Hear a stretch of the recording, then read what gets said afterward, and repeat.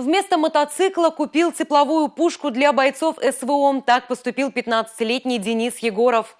Мальчик живет в Шимурше и учится в кадетском классе. О том, как он принял решение помочь участникам спецоперации, в нашем репортаже. В течение месяца Денис собирал металлолом и макулатуру, чтобы исполнить свою заветную мечту – купить мотоцикл. Но когда накопил нужную сумму, понял – это может и подождать. На свои сбережения мальчик купил тепловую пушку, которая согреет чувашских бойцов в окопах. Я хотел поддержать наших бойцов, земляков и отправить тепловую пушку, чтобы было тепло. Я хочу поступать в военный и хочу защищать свою родину.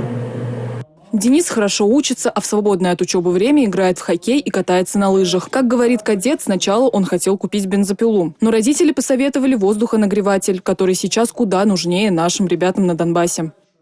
Я когда купил тепловую пушку, мне поддержали друзья и родственники, чтобы вместе отправить гуманитарную помощь. Я хочу, чтобы мой поступок был примером для наших сверстников. Тепловую пушку от Дениса нашим землякам передаст Сергей Голицын. Раньше мужчина и сам был участником спецоперации. Сейчас он доброволец, доставляет бойцам гуманитарную помощь от жителей Чувашии. Помощь детей, она бесценна, она не имеет цену, вот эта помощь.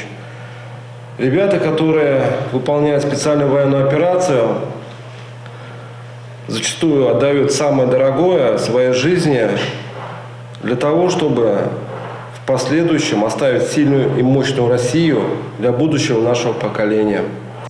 В семье Дениса Егорова военных нет. Мальчик сам захотел учиться в кадетском классе и решил, что в будущем станет защитником Родины. А пока он помогает по мере своих возможностей и уверен, что это далеко не последняя посылка, которую он передает бойцам в зону СВО. Анна Центовская, Антонина Борова, Мария Борисова. Республика.